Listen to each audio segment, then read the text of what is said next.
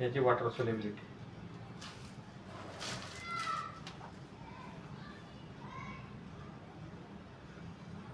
Okay. तुम्ही मार्केटचं कुठलं बी काही आणलं तरी तुम्हाला अशा पद्धतीनं कोण दुकानदारानं कधी टेस्टिंग करून दाखवलं का? नाही. कोण्या कंपनीच्या प्रतिनिधीनं त्याचं प्रोडक्ट कधी टेस्ट करून दाखवलं का? नाही. आता लाईम सल्फर हे जे प्रकरण आहे आपलं,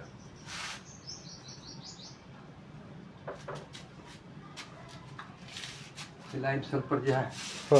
हे मी तर हे शेतकरी लोकांसाठी एवढं छोटं पॅकिंग नाही आहे. हे गुलाबाचे कलम वगैरे नांदेडला आपण कृषी प्रदर्शनामध्ये ठेवलं होतं. बरं.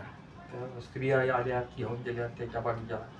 याचं एक वैशिष्ट्य असं आहे, हे बुरशीनाशक आहे, बरं.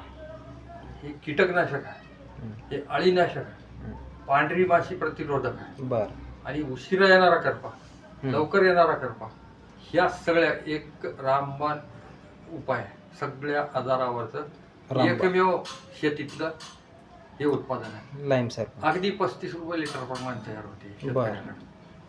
चुना आणि गंधकाचं एक प्रोसेस आहे, ती तिथं भट्टी आहे, हो. त्याच्यात आपण तयार करतो. शेतकऱ्याला पण त्या शिकव. पद्धतीनं तयार करायला लावतो.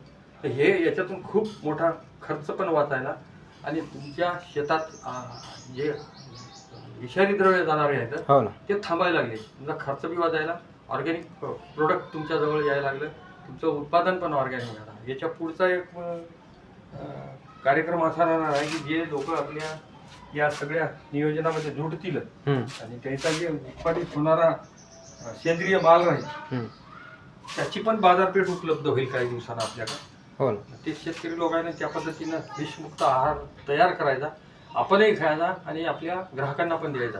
आणि संकल्पना अशी आहे. आणि शेतीवर जो खर्च व्हायला त्यामुळं त्यात तर खूपच खूप अहो 52-34चं एक 25 किलोचं मार्केटला जे एक फर्टिलायझरचं बॅग आहे ती 5,000 रुपये आहे. तर तुम्हाला 52-34 आपल्याकडं फक्त 800 रुपयात 10 लिटर होते. त्यांचं 25 किलो आणि आपलं 10 लिटर सेम इक्विव्हॅलंट आहे.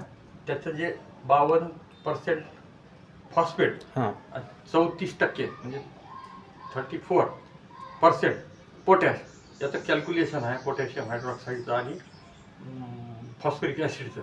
मग त्याच्यात कधी आपल्याला नत्रपक मिळून 13-40-13 असे ग्रेड आपण आपल्या शेतावर करून वापरायचे असतात. तर ह्या सगळ्या गोष्टीसाठी शेतकरी वर्गांना अभ्यासू वृत्ती ठेवून तुमच्यासारख्या लोकांना पुढे